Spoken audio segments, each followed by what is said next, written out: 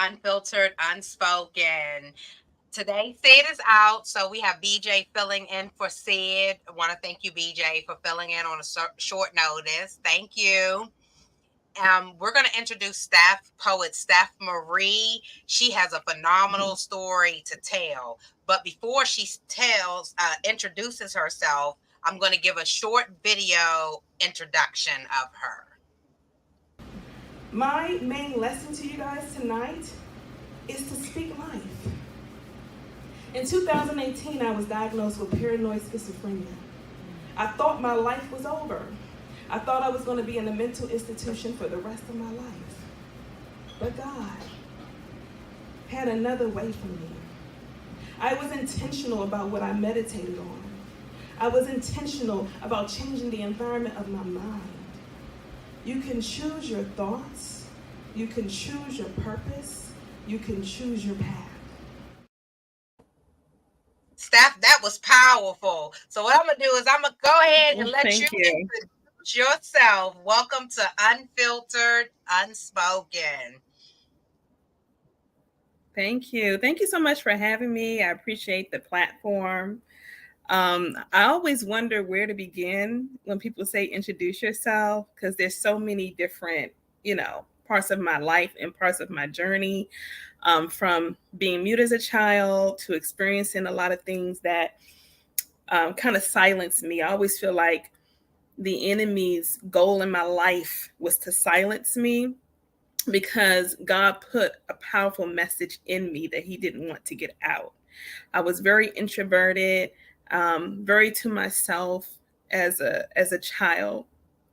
And so it took me a while to build that confidence, and poetry helped me, find my voice. And so I dealt with a lot of rejection in life. I dealt with, low self-esteem, depression, you name it. And a lot of things I kind of erased out of my memory. I think sometimes we do that so that we don't have to address the things that we've been through. We kind of, erase it. But then eventually those things will begin to resurface. Like I had a traumatic experience as a child where the teacher raped a lot of the girls in my class. And this was like on a school trip. And I believe that, I was next, but another little girl caught his attention. And I had totally forgot about these things and kind of suppressed it. But I experienced so much as a child. So fast forward to 2018, I feel like everything just kind of caught up with me. And I kind of just overthought myself into a delusional state, because, and the way I did that was these rushing thoughts came to mind, and I was trying to fight it, these thoughts that were intruding my mind. And the way I tried to fight it was by prayer and by fasting. But what I was essentially doing was I was exalting the problem over God.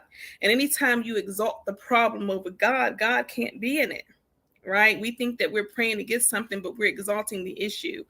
And so that put me into a worse situation where I overthought myself into a delusional state.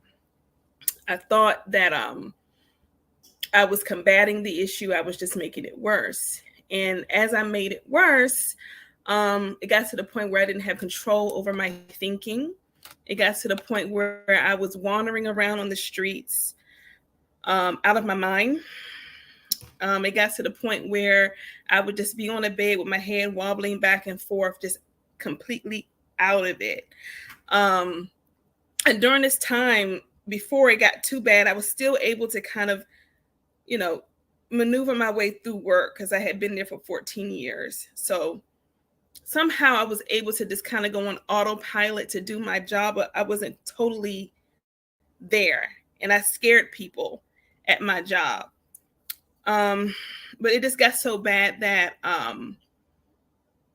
never thought that I was going to get out of it. Like I felt like I was under mind control. I thought that I was going to be in a mental institution. I was suicidal. And it wasn't until I realized, like, I can't do this myself. I'm in a dark place and I clearly don't have all the answers. and what I'm doing isn't working. And sometimes we try to self-medicate and we try to do it ourselves, and we end up making the situation worse because you can't see the answer if you're in the dark yourself. I got help.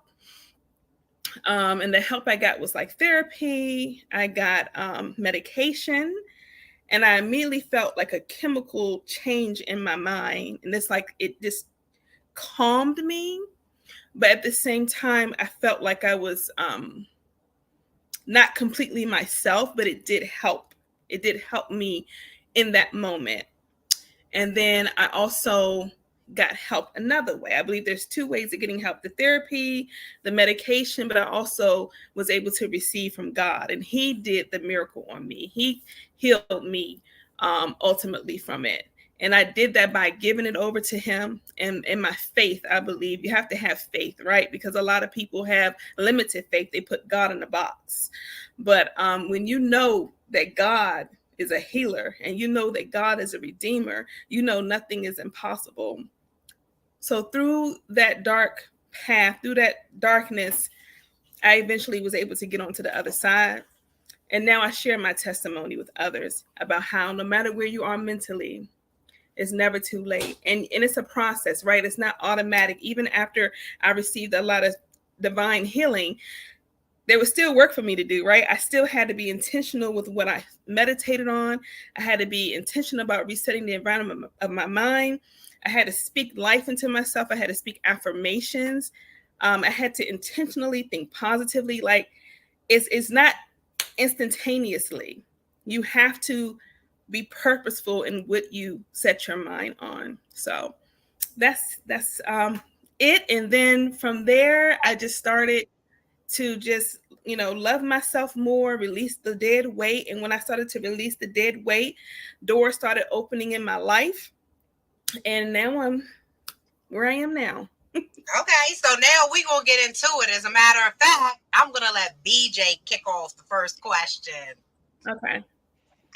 Okay, well, that is a very, very profound testimony. I just want to first commend you for taking responsibility for your own healing and ushering yourself on that journey, as I heard, with God's help. First and Yeah. foremost, but if you could you expound a little bit on the mute as a child experience? I didn't even know that I was mute as a child. I found that out by my mom. My dad was in the military, and he was in the Marines, and he was abusive to my mom. And I experienced that when I was really, really young. And what she told me was, she said that I would not talk. She said I saw so much trauma that it just silenced me.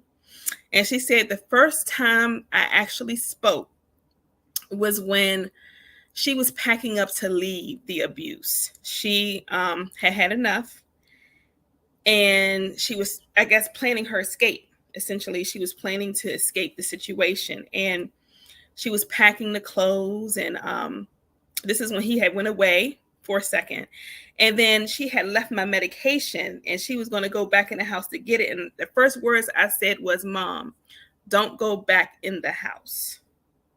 Those were the first words I said. And she just looked at me and said, "Okay, baby, we're leaving." And how And old were you? I don't know. I didn't ask her that. Um, I'm thinking from the time frame, I'm thinking I probably was like 7 or 8. Um, Wow. and I felt something, and something inside of me told me to tell her, don't go back in there. Because sometimes that could have been the moment she went back in there. He could have came, and come to find out, he did come back looking for her. So something told me, Mom, don't go back. Like, we just got to go. And that was my first time speaking. Oh my God. So, yeah. So it sounds like you were her savior to not going back. So through that piece, did your dad ever find y'all from leaving? He tried, but it was too late. We had escaped the abusive situation, and she moved in with her sister. and we lived with her for a while in Norfolk, because he was in the military, and he would come back. I don't know what he experienced in the military. I really don't know, but whatever he did in the military really affected him to the point where he was taking out his abuse on us. So we were able to Wow. escape that situation, and that's when I started to talk again. That's awesome, and it just speaks volumes to, like, I keep hearing your voice saved your mother's life. The same way you're using your Mm, voice now to save the lives of those that come under the sound of your voice through your poetry. And you have a very mm, profound, like, there's a resonance in your voice that is very soothing and, easy to listen to. So that's so unique. That's why it stuck out to me when you said you were oh, mute thank as a you. child. Yeah, I never even thought of it like that. But absolutely. You're walking yeah. in your calling right now. You really I are. would agree. Yeah, I definitely would agree. Sometimes how kids respond, like if you were in a violent situation, you might have felt like if you talked, you might get what your mom was experiencing. Mm, So the mm-hmm. safest thing to do was stay quiet because you know And when stay it's quiet, invisible. yeah, Stay it's invisible. safe. But then, not because you didn't want to talk, you just wanted your words to have value. You saved every bit of word you had for the moment Hmm. when it was needed the most, which was, don't you go back in there, mom. That was profound Yeah. as a child, no matter what age you were. So I commend you, and I'm happy that were covered by God to be able to act in that way.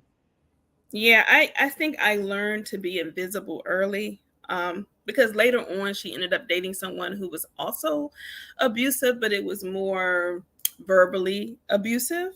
But to my brother, he was definitely abusive. And we tried to tell her what was going on, and she would do her exercise classes. Um, and this was during the time that he would just go crazy, and he would just find things to complain about. He backslapped me in front of a friend. He was just very mean. And I really think that affected me emotionally, because I just didn't talk to people in high school. Like, I was really just to myself, and I just became invisible, because I felt like if I wasn't seen, I don't have to worry about being in the way, And I remember trying to clean up the house really good, and not give him anything to complain about, and he literally lost his mind. He came in the house, he was like like he didn't know what to do, because he couldn't complain, he couldn't you know get us for something. And so I just looked at him like, what's wrong with him, like, why, you know um and I really think that it affected my self-esteem to the point where I didn't ride a bike. It's a lot of things that I didn't do or didn't learn, because I just had a very low self-esteem, very Mhm. low self-esteem. And it affected me through high school. And it wasn't until she broke it off with him that I started to feel more alive. I started to um, get into my poetry. I started to do fashion shows. It's like I really felt alive again. My grades got better. And people don't realize, like, your relationships affect your children, you know. And yeah, I think when I really think about it, yeah, I did experience a lot of verbal abuse. Like, a lot of things we bury because we don't want to think about it, but there was definitely a lot of abuse that I experienced. But I'm thankful that she cut it off, and I've forgiven my mother for for all the things, for everything. I have forgiven her. So, how long did the abuse last with your after your dad, the next Just relationship? the And stepdad type of, that was like at least 7 years, seven oh to eight wow! years. Yeah. And so, what kind of trauma did it do to you in a nutshell? Like, if you can share with the audience, like some of the things that affected you and certain things that you did that just pulled you back from being traumatized. And even your brother, you said, Yeah. how's your brother doing? So I guess that's a twofold question. Yeah. Well, my brother, he just kind of isolated himself. He drinks a lot. Um, in the morning, all day, just drink, drink, drink, drink, drink. He does that a lot, and I think when I think about it, he's experienced so much too. But he handles it differently. He hangs out with people. He drinks. That's his way of handling it. I believe. So I keep him in prayers as often as I can. You know. As far as how it affected me, I just remember being super depressed, to myself. I remember not having confidence because he would break me down on a daily basis. He would say I was stupid, I was dumb. He would say you can't do anything right, and you constantly hearing these things every day. So then you begin to believe it, and so that affected my schoolwork. That affected my confidence to do the things that other teenagers was doing, getting their licenses, hanging out, partying. I just would want to disappear and write songs and be in my own little world and not deal with it as often as it. I would try to do like a mental escape from the world. Because when you're quiet and kids don't understand why, they start to bully you. They start to talk about you. They're mean. Kids could be very mean. So I dealt with, being bullied. So I just kind of stayed to myself. It took me a while to really, by the time I realized I was actually a cool person, it was like senior year. I was like, oh, people could actually, but I couldn't open up to people because I just didn't trust people. And I was just accustomed to just being the outcast, accustomed to being bullied, being picked on, and then come home and then have the same thing. So it wasn't an easy childhood. It definitely doesn't sound like it was, but again, like over and over, I've got to commend you for being resilient, being, positive thinking through all that, because that sounds like a lot to live under every single day, very Yeah, crushing. My heart goes out to your brother, and I hope that, in your dealing with him on a daily basis, you're acknowledging it's not his fault. He didn't make yeah, himself that way, and, if he could do better, he would, but that's just his coping mechanism right now. And hopefully, his life will take him in a direction where he can receive healing too through you, and what you're doing as an example.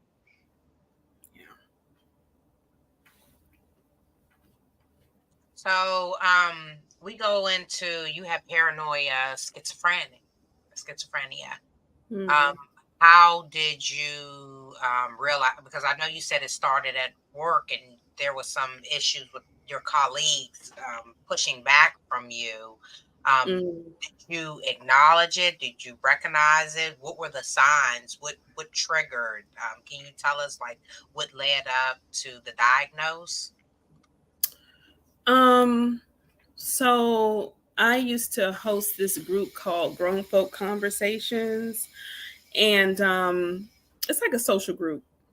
And it was my first time really because, like I said, in high school, I had dealt with a lot of rejection. I had a few friends, but not that many. So, I started a conversation group. I didn't know it was going to grow to the magnitude that it was going to grow. We started meeting up, hanging out, and it felt like family. Like we were always hanging out with each other, doing trips, you name it. But on the other side of that, there was a lot of drama of, people sleeping with other people's men and gossip and drama. And I'm the leader of this group. So people would come to me about what's going on, their issues, lies. It just got freaking overwhelming. And I didn't really have anyone to speak to because who could I speak to about trying to manage all of this? I didn't have anybody. So one day I alluded to something, but I didn't say any names. And then from that point forward, I was like enemy number one.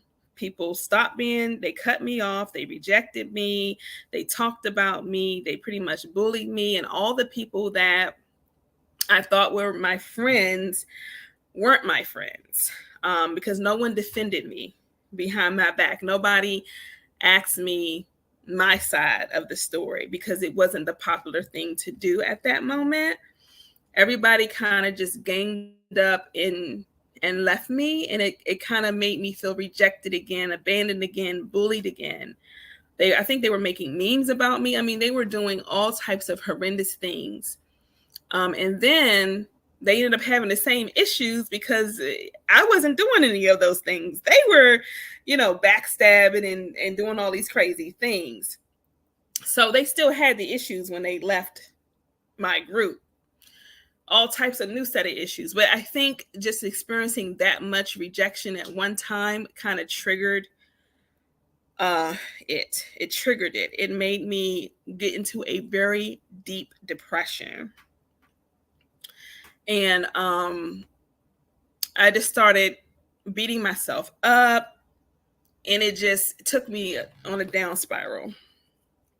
And that down spiral got into me trying to, pray a lot.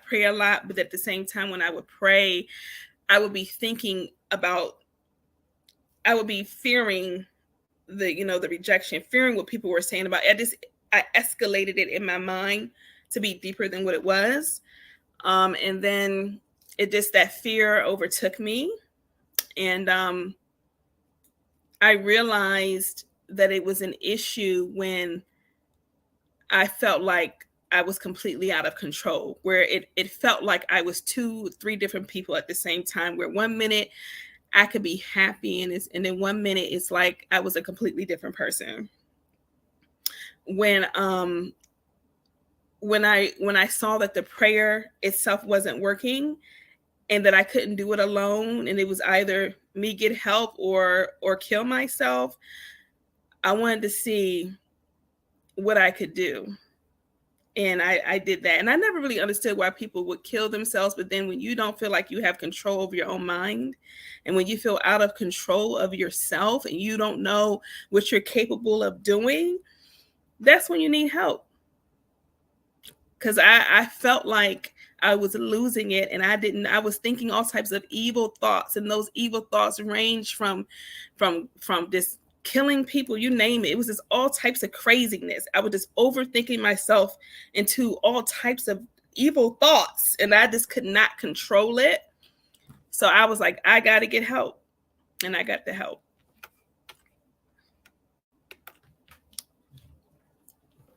And I'm glad that you got the help as well. I do have a question that I want to ask you about with your experience in the school. But wait, before I ask that question, can you tell me, were you raised in a home that was religious in any way, or did you find your Mm-mm. own relationship um, with God? That's a whole nother story. So I was raised Christian, but the church that I went to was one of those churches. I guess some people would call it dead church. It wasn't spirit filled.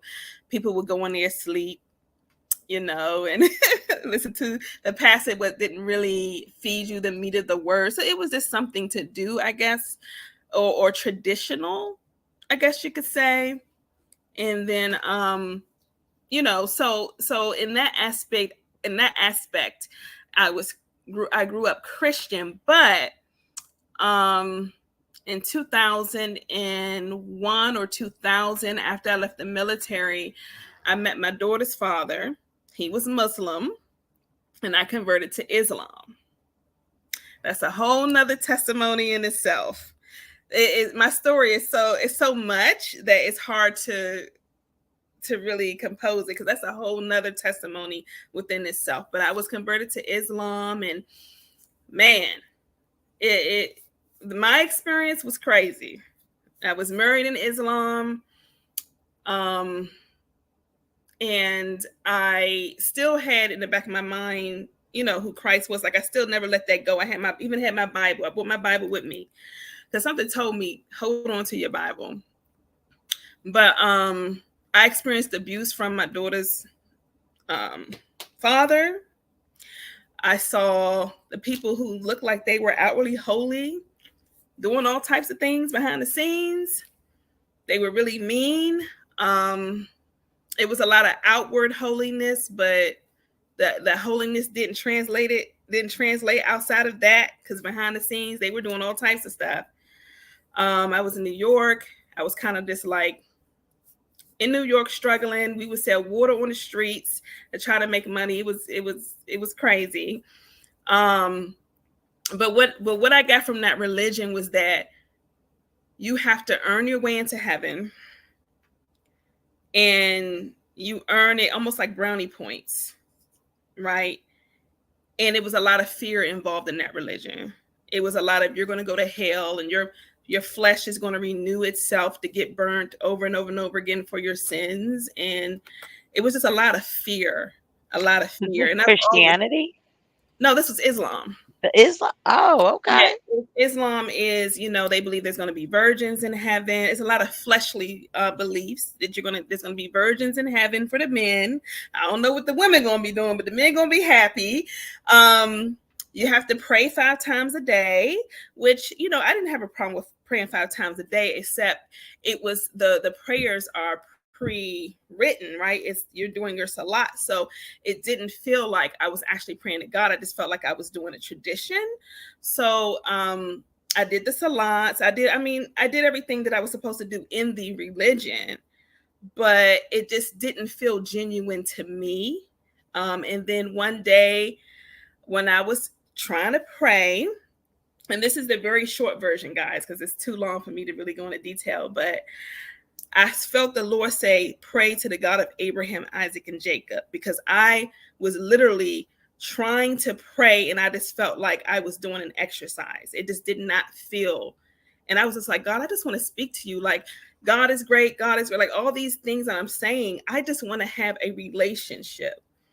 And then that's when I accepted Christ in my life, and I felt his presence. So that's a whole nother story. But yeah. We're here for it No, all. We want to hear yeah, the whole no, story. yeah. Yeah. You have to believe. That's why I tell you, religion is tough. And if you're not open to talking about religion, you shouldn't talk about religion, because we all have our individual beliefs, Yeah, and exactly. that we should respect each one's belief. We shouldn't Yeah. force one another to be a way that we don't want to be.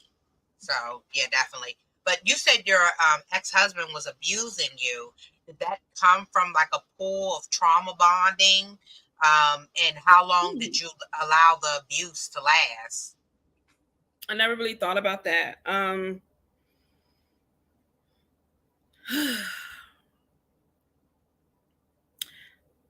When he put a knife to my neck in New York, I had to escape. So I remember, so I was with him for, I think, at least 2 years. And it was just, he wanted to intentionally get me away from my family. I had just came out of the military. When I had met him, I was working at like Office Depot, and I didn't really have much going on. And he was a poet, and I'm a poet, and I'm like, oh, touch that little poet feeling inside, and I wanted to experience something new, and it just eventually began to manifest his demons. He was mean, he was verbally abusive, and then it got to the point where he had a knife to my neck, and I was scared for my life, and I knew in that moment, like, if I make it through this, I have to leave. And so I remember packing up, and I didn't even realize it at the time, but I was pregnant with my daughter. And yeah, I escaped, and I made it safely. And even after I escaped, I ended up back with him. When he came back pretty much to get me, and I ended up back in a relationship with him for a little while. So it took me a while to really break free from that toxic relationship. At least I would say 2-3 years. And remember, like in 2000, what year was it? 2000, and when 9/11 happened. Yeah, and I was full Muslim, wearing a hijab, and people were right when 9/11 happened, and that was when the shooter, the DC shooter was happening too. It was like all this stuff going on, and people would just be looking at me like, how could you be Muslim? And just, I was just like, wow, it's hard being Muslim these days, because people just, it was a horrible like time in my life. But by the grace of God, I made it through. But a lot of the stuff I buried, so I'm just trying to remember it, because no one really asked me about that. So, Well, welcome to but Unfiltered Unspoken, where we try to unleash it all. So yeah, yeah, but it's to help others to see the transparency of what you have been through, so that you can help yeah, someone else that's going through similar yeah. situation. Sorry, I jumped in. It's BJ's turn to ask a question, so I'm gonna sit on back. No, it's not a problem at all. Like, I definitely, I can't stop giving you accolade after, like, you truly, truly, truly exemplify resilience. And Thank you. I can identify with that because I always, your testimony is reassuring to me, because I always felt like if I wasn't there and I heard my life story, I'd be like, girl, you lying. Ain't Yep. no way in the world somebody have this many diverse experiences. I feel sometimes like I've lived multiple different lives, but Yes. hearing your story is like, okay, you were Muslim at one point, then you were the child of the abused dad, and then it's almost like different lives that you were living. But Yeah. I Yeah. commend you for, holding on to God's unchanging hand and allowing him to usher you through those particular experiences so that you can affect change and be a strong shoulder for people to lean on, and an example that you don't have to stay stuck, right? Yeah. um One of the things that I wanted to ask you more about was your experience with the pedophile teacher. What you were saying about that, is it too much to dig up or no? I recently, so the crazy thing about it is not too much to dig up now, because I recently started talking about this again. This is something that I had buried, and one day, I would say like a couple of months ago, it just all came back, and I was just on my bed crying, and I was just like, why is this coming up now? I had totally buried this, so no, it's fine. Okay. So, in your experience, I wasn't quite clear. Did he also violate you, or did there was some interference before he got to you? So he I just remember it was a lot of us, and I think it was, I don't know how he was able to access us this way. I think it was like a school trip or something. And back in the day, things weren't as strict. Um, but I believe it was like a school trip, and we were in, all I remember is that we were in some sort of house, and there was nothing but all these little girls, and I was on a bed with other little girls, and he would take certain girls to like a back room in the corner. And I just remember feeling like, what is happening with these girls in the corner? And he would just come and like touch the girls, and he did come over and kiss me. And I just remember being afraid for my life. I remember being very, very afraid. So none of y'all spoke up. Did anyone speak up? Whew. No, I don't know. Honestly, I just remember him kissing me, and then I remember being so afraid, and then because I had closed my eyes, praying like, for him to leave, and I saw him pick another girl instead of me to go into the room, and I buried it, and I remember telling my mom about it probably like in my 20s, um, at one point, but it was at Barnaby Manor Elementary School. That's in Oxon Hill is where it happened. His name was Mr. White. And no, that wasn't his name. His name was Mr. Mills. And I honestly don't know if anyone else said anything. I kind of feel like when you're a kid, you just don't even understand what's happening. And a lot of times you just keep it to yourself. Um, Someone may have said something, I don't know. I didn't stay in that school for the duration of elementary school. I was there for a little while because my dad was in the military. We were moved around a lot to a different schools. So, yeah, I don't know. I don't So know if this anyone ever came Mr. out. M, this Mr. M was messing with apparently a lot of girls. He probably had been doing this for a long time. Yeah, Did, it, yeah. did, did any of your did any of the girls say anything to you about what happened to them, or were they just No, but it was so long ago, and I was so young. I don't even remember what grade it was. I'm thinking it was probably like maybe second grade or third grade. I don't remember. I don't remember. I don't did remember.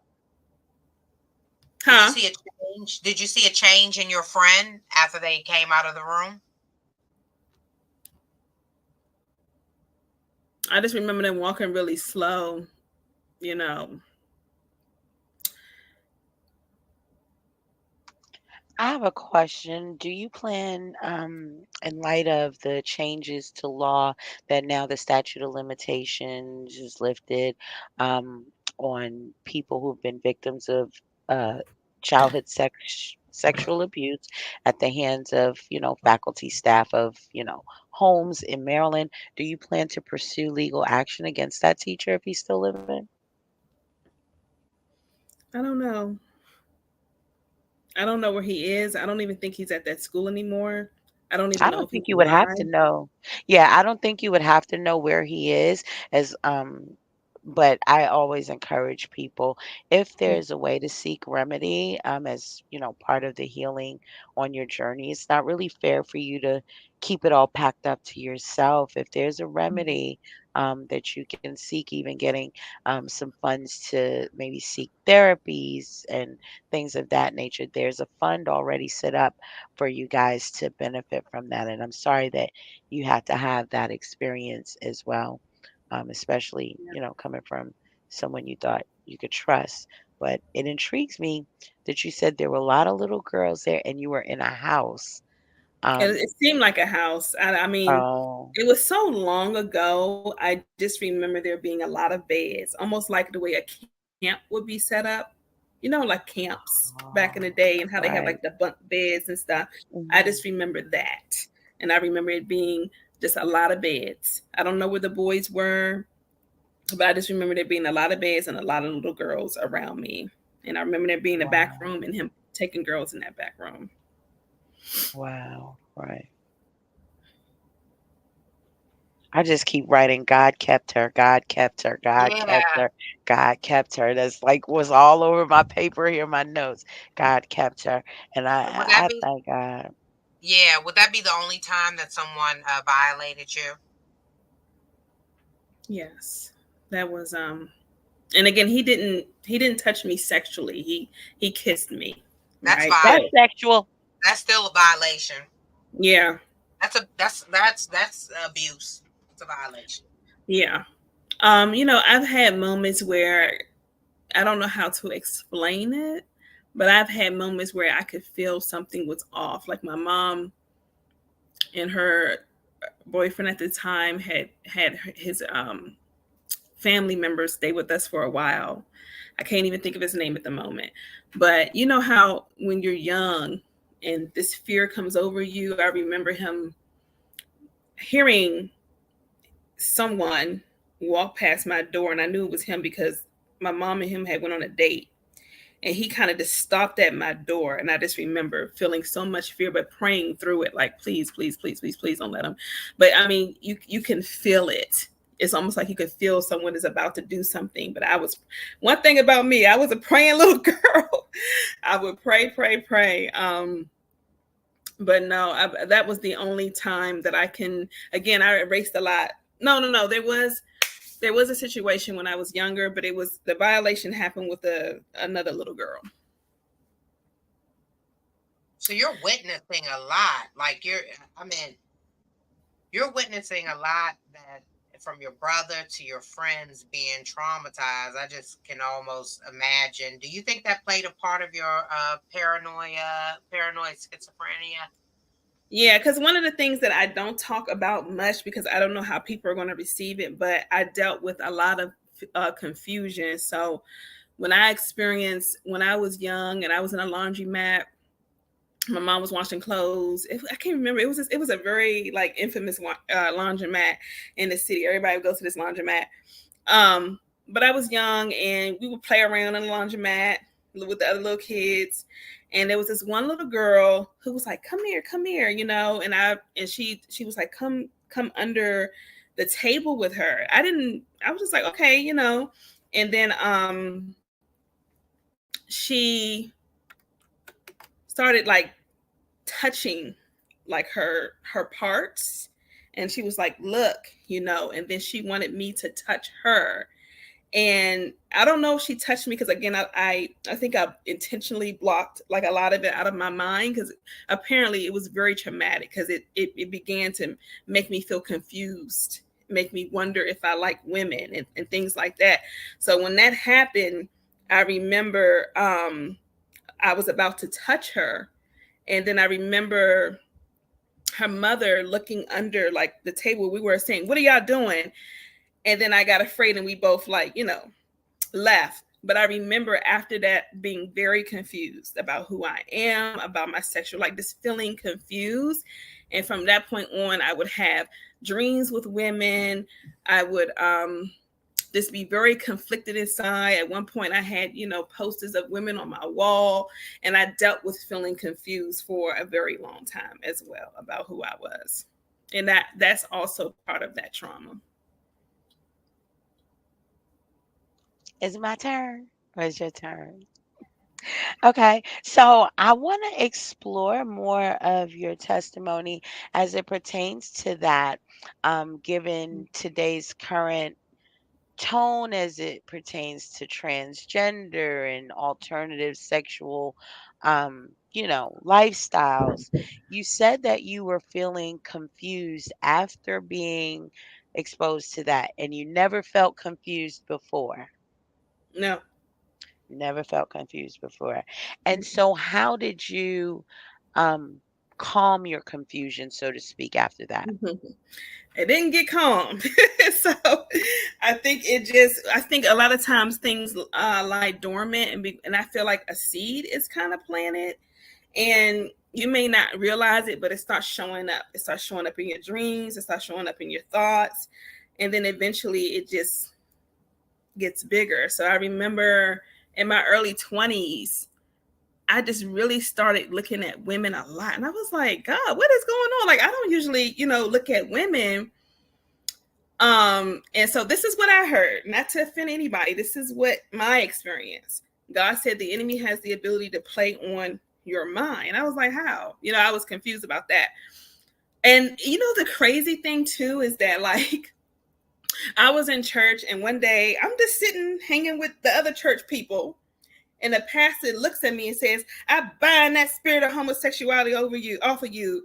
And everybody was just looking like, like, what Like, is who he talking going about? on? Huh? I said, what Yeah, everybody was what is like, he who he talking talking about? to? Yeah. I was like, and then people just started shaking their head like, ooh. I was just like, why is he saying this? Because I'm not doing anything. I'm not acting with anything. I'm not, but I don't know. He must have saw something because no one knew this about me. So I was just like, so everybody was just kind of like shocked. But I did really start, especially in high school, I started really just being confused about who I was. Even when I was around my friends, I was just like, you know, afraid of my feelings, afraid of my emotions. I didn't understand what was going on. And I felt like it just really began to really show up in my early 20s. And then, you know, it has not, it's not to say that I don't still struggle sometimes with it, but I understand where it stems from, and I understand who I am and who I choose and who I want to be with, which is a man. But have I had dreams? Yes, but the dreams and those things, they don't feel good. They feel like it's a torment, if that makes sense. It feels like it's tormenting me versus it being a desire. It feels like almost like a tormenting thought. Yeah, that's like Yeah. comes with the shame sometimes. You probably Yeah. felt a little bit of guilt about what happened under the table, even though it wasn't your guilt to bear. So it Yeah, came back yeah. and haunted you. Right, Yeah, right. that's that's that's exactly what it is. And I've even had someone tell me, like I didn't tell them what happened, but they said, did something happen in your childhood or something? It's like the Lord was telling them something happened, and she would say that wasn't your fault. But I buried so much of it, and I do feel guilty about it because I was like, I was about to touch the girl, and her mother saw, and that made me feel bad. And then I had, so that's been, on me, carrying it on me. And those things will show up in your dreams. It will show up in your desires, your feelings, everything, because now it's been planted inside of you. Mhm. And yeah.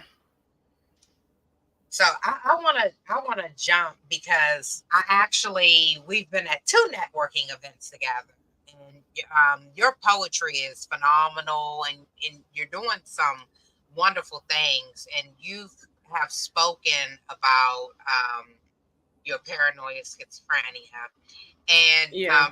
I want to touch that a little bit because you've you said you've walked out in the streets confused, and you were on medicine, and they diagnosed you, and you healed through the Lord, and you're not on the medicine.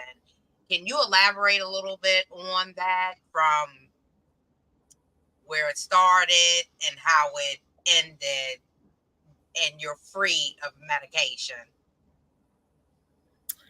um I just remember like being on a medication and just never really feeling like quite myself. um and it's hard. I don't want to be against medication, which is why I always tell people like it's okay to be on medication, because you may not have to stay on medication, but if it's helping you in your mind, then go ahead and get it. But yeah, it was a process. I was taking the medication. I did some therapy, but a lot of it, to be honest, was me renewing my mind and changing, because when you exalt all these things going on in your mind, that becomes almost an idol. You're idolizing the issue, and then that almost becomes the focus. So I learned to refocus, not to give it energy. A lot of times you can change the trajectory of your thoughts by giving other things energy. So I had to start remembering who I was. It's like I was in a complete delusional state. My mind was completely gone. That's all I thought about every day, to where I didn't know myself anymore. I felt so lost inside of myself that I was almost unrecognizable to people who knew me. I was unrecognizable. So a lot of it was me receiving deliverance. It wasn't everything didn't happen in church. Some of the deliverance happened right in my room. I felt myself getting delivered from the energies. I call them energies because I know everybody doesn't believe in, spirits and stuff like that. But I was getting delivered, but it was a process to my deliverance, because you can only get delivered to the extent of your faith and your belief system. And one of the things that I learned is that I have to exalt God over my thoughts and over my opinions. Because if you are exalting your opinions and your beliefs over God's word, and you're still believing, for example, that you have the paranoid schizophrenia, or you're still believing the attacks of the enemy, then you can't get free. You have to get in agreement with what God says. So once I decided to exalt God over my thoughts, God over my emotions, God over my feelings, and say, God, you're right. You know more than me. I don't have all the answers. I was able to transform my mind to get in agreement with his word. So I don't know if that makes sense. But once I was able to get in agreement with his word, that's when I really started to get the deliverance.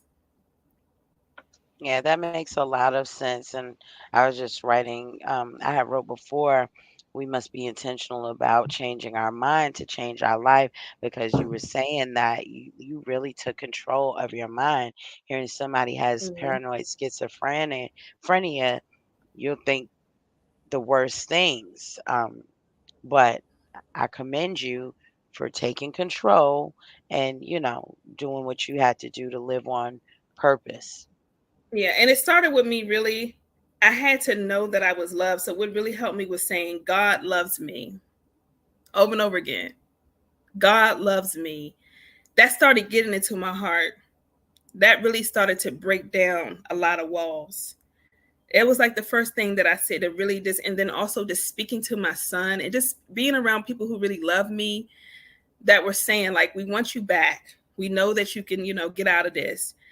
It kind of like woke me up a little bit, and once I really just started speaking life, speaking the opposite of the negative thoughts, speaking the word of God, asking God to create in me a clean heart and renew in me a right spirit of mind.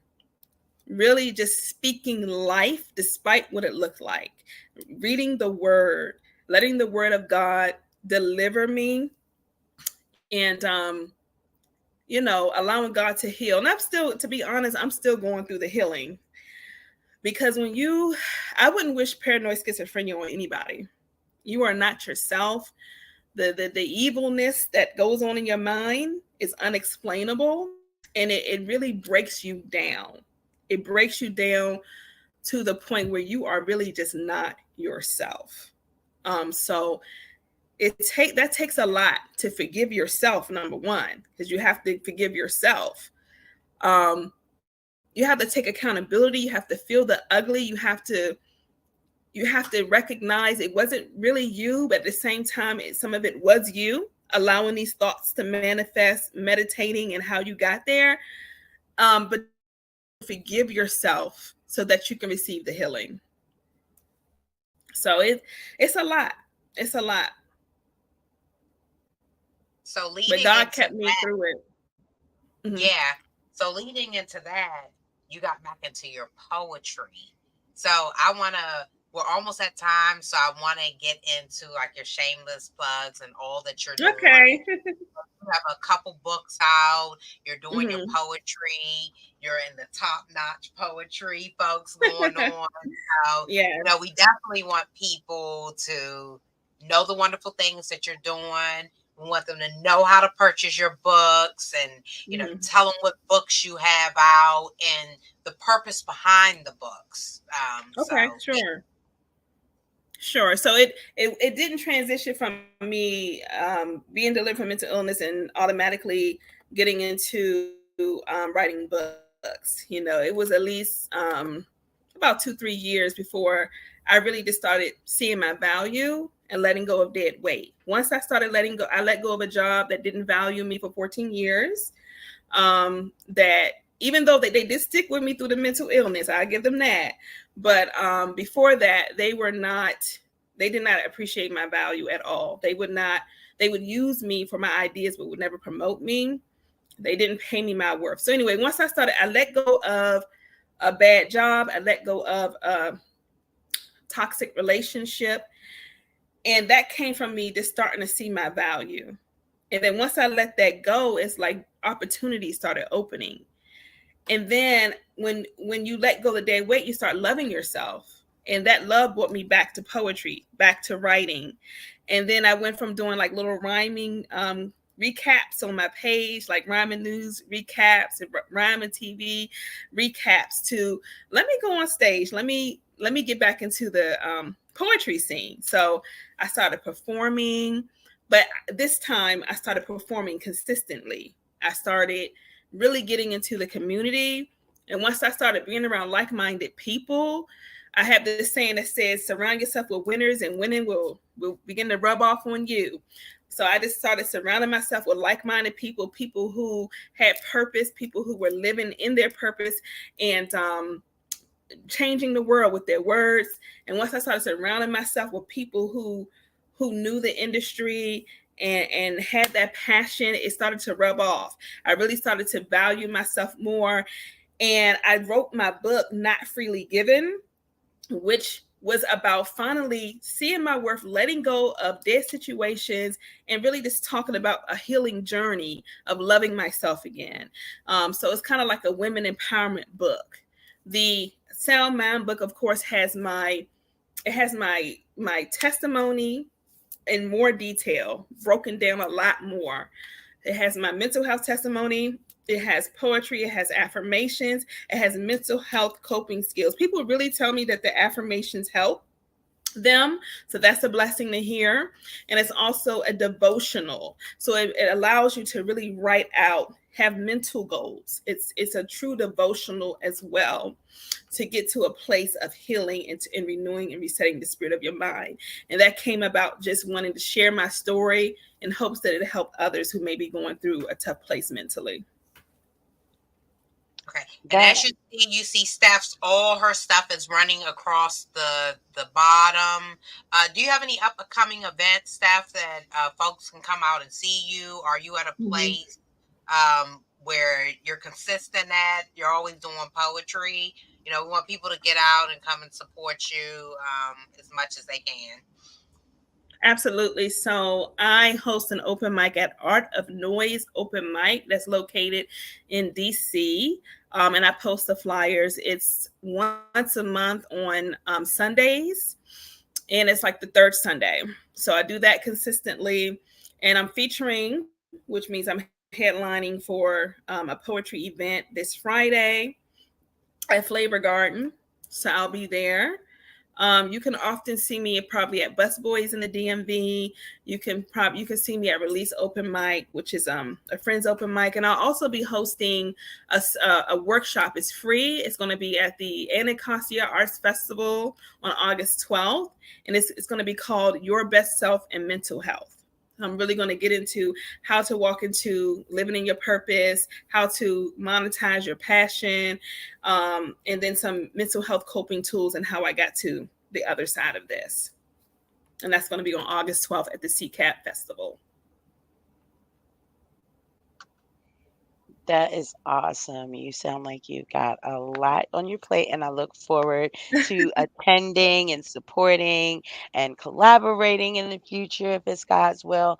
But I have one last question. Um, Okay.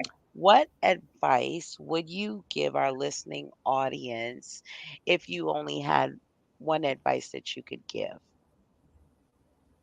My best advice would be let go of the people, places, and things that do not respect your value. That energy is going to weigh you down. It's going to keep you away from your purpose. Speak life into yourself. Speak those affirmations. Affirm yourself, and love yourself the hard way. Right? Be unique. Be different. Um, those weird things about you, those unique things about you, those are actually things that people end up loving about you. um, and those are the things that are going to make you stand out and rock in your greatness. Awesome. Awesome. That is Yes, really Steph, awesome. we want to thank you. We're Thank almost at you. Absolutely. We're almost at time. BJ, I want to thank you for filling in for City Said. We You're appreciate welcome. you. Yes. So we want to thank you, as everyone know, we want to thank you for tuning in to Unfiltered Unspoken Podcast.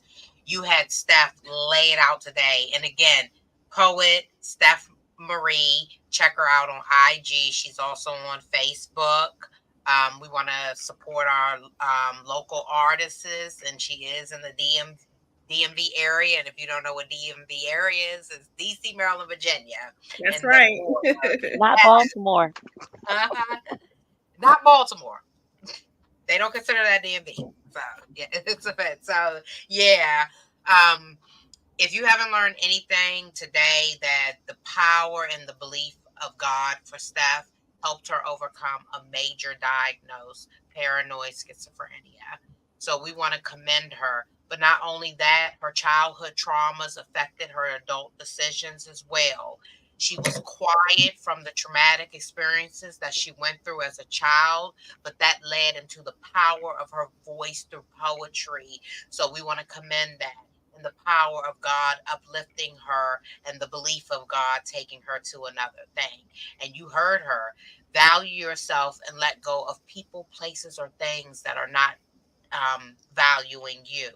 So we want to thank you for tuning into Unfiltered Unspoken.